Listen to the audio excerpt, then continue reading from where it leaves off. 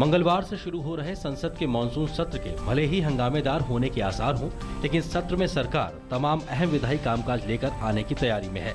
सरकार संसद के मानसून सत्र के दौरान सड़क परिवहन और सुरक्षा विधेयक 2015 सहित 9 नए विधेयक पेश करेगी।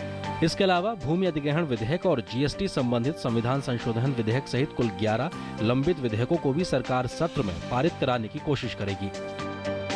We will be willing to take up all the issues matters which have been referred to standing committees, our joint committee, our select committee, land bill, GST bill, and also real estate development bill.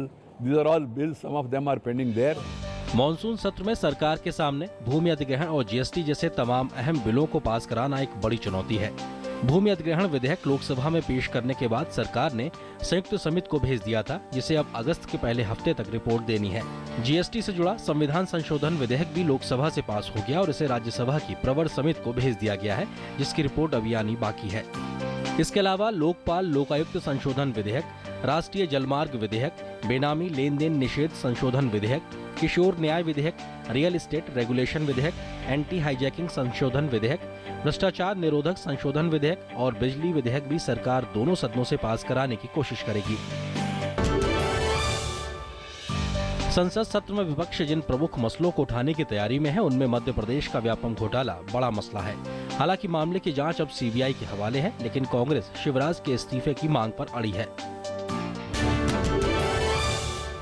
IPL के पूर्व chairman Lalit Modi को सरकारी मदद का मुद्दा भी मोदी सरकार के लिए मुसीबत बन सकता है। कांग्रेस इस मामले में विदेश मंत्री सुषमा स्वराज और राजस्थान की मुख्यमंत्री वसुंधरा राजे के इस्तीफे की मांग कर रही है। विपक्ष के तमाम दल भूमि अधिग्रहण बिल का विरोध कर रहे हैं और वो इसे फिर से जोर शोर तरीके से सदन में उठाने की तैयारी में है।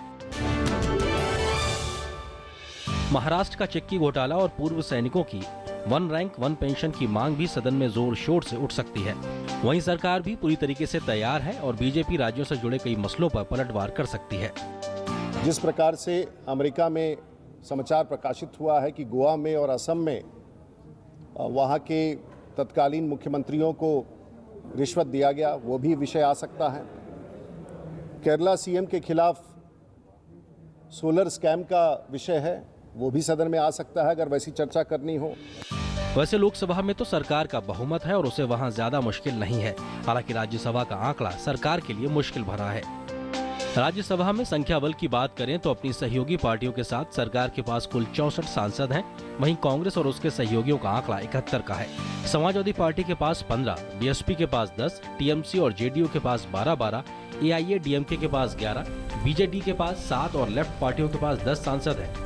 राज्यसभा में आंकड़े भले ही सरकार के पक्ष में ना हो, लेकिन नरेंद्र मोदी की सरकार के कार्यकाल में संसद में काफी कामकाज हो रहा है। सरकार ने अब तक कुल 47 विधेयक पास कराए हैं, जो कि 6 साल का सबसे बेहतर आंकड़ा है। 1 साल से ज्यादा के समय में लोकसभा की 90 और राज्यसभा की 87 बैठकें हुई हैं, जो पिछले 10 साल में कभी नहीं हुई। रिकॉर्ड तो अच्छे हैं, लेकिन देखना यह है कि मानसून सत्र में सरकार इसे आगे बढ़ा पाती है या नहीं। Bureau report, DD news.